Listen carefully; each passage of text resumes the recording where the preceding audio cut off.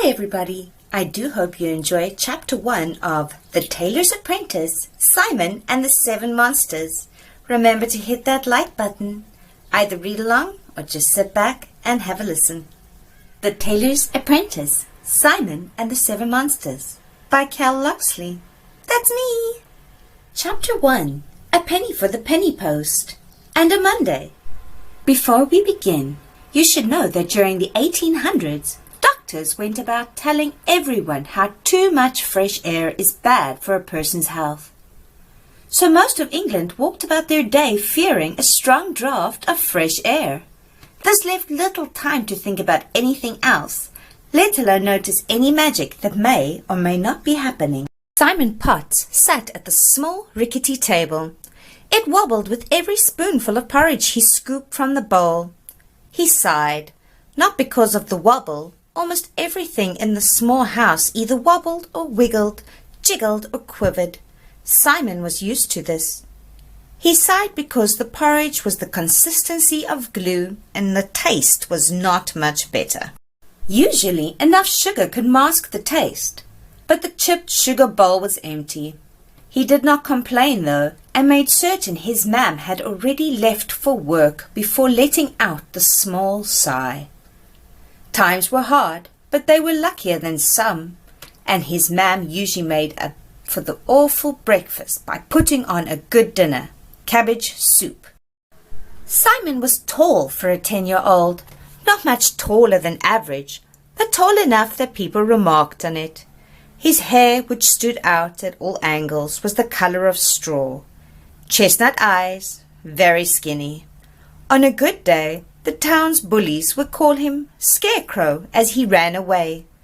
He did not disagree with the insult, not with his mud-colored trousers which had been stitched and patched many times, or his shirts that had never been new, and his socks, darned so many times, yet were still somehow holier than the Pope.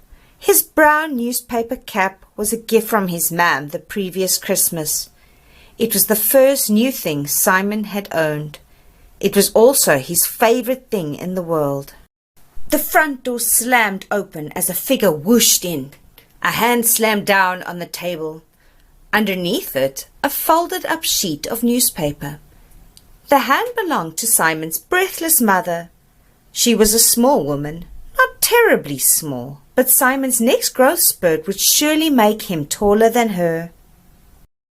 She had been on her way to work when the abandoned page of newspaper, carried by the wind, was blown into her face.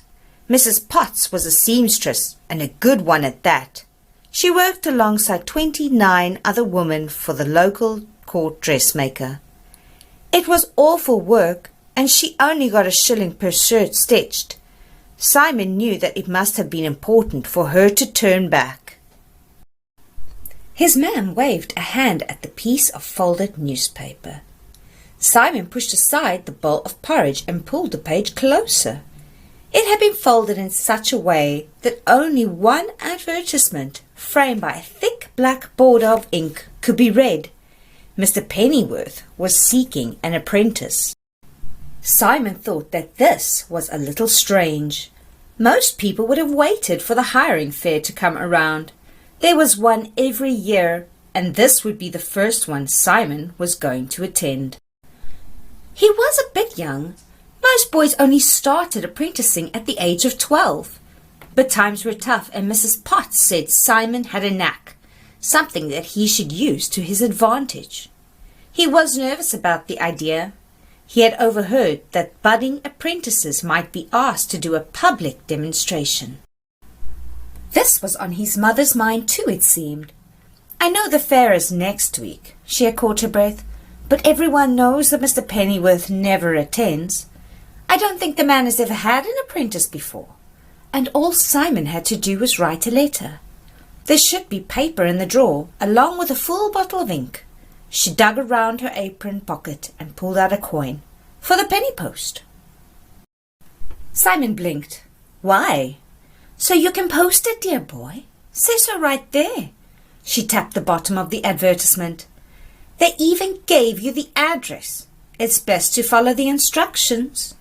She swooped in and gave her son a peck on the cheek before running out the door, her skirts and apron swooshing after her as she went.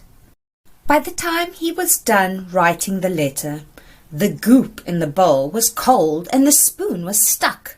With another small sigh, Simon decided he could live with the hunger pangs.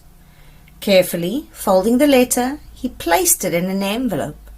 He put on his cap and made sure the penny for the penny post was still safe inside his pocket. It was the perfect day to walk to the post office, preferable to the past few days which Simon could only describe as dull and wet. At least today he could enjoy it. It was almost a block away from the post office, down a dirty alley, that Simon saw them. 2 boys cornering a small girl. He recognized the boys, both big and bulky, with more forehead than brains. They were part of the same gang who had blessed him with the nickname Scarecrow. They were always causing some sort of trouble. They were the sort of boys you avoided, unless, of course, you were good at running away and running fast. As they had not spotted him yet, Simon knew the best thing to do was to keep walking. But that is not what he did. Simon was not sure what made him do it. Perhaps a poor night's sleep on a lumpy mattress had left his brains addled that morning. But before Simon could tell his legs to keep walking, and his mouth to shut it, he found himself stepping into the alley and shouting, "Oi, you two!" 2 heads turned.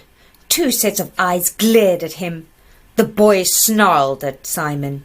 And for the first time, Simon really noticed the girl, who was not as small as he had first thought.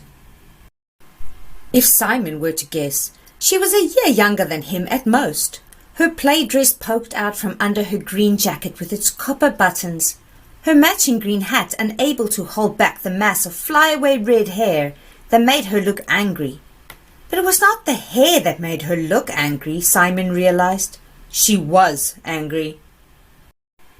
With her small foot she stomped on the one boy's foot. Bringing it up again, she connected with the other would-be attacker's shin. Both of them were hopping on the spot. With her nose in the air in a satisfactory humph, she moved past them and grabbed Simon's hand. She dragged him alongside her, out of the alley and down the street. Thanks, everyone. I really hope you enjoyed that. If you can't wait till the next episode, you can find my book in the links below. Bye!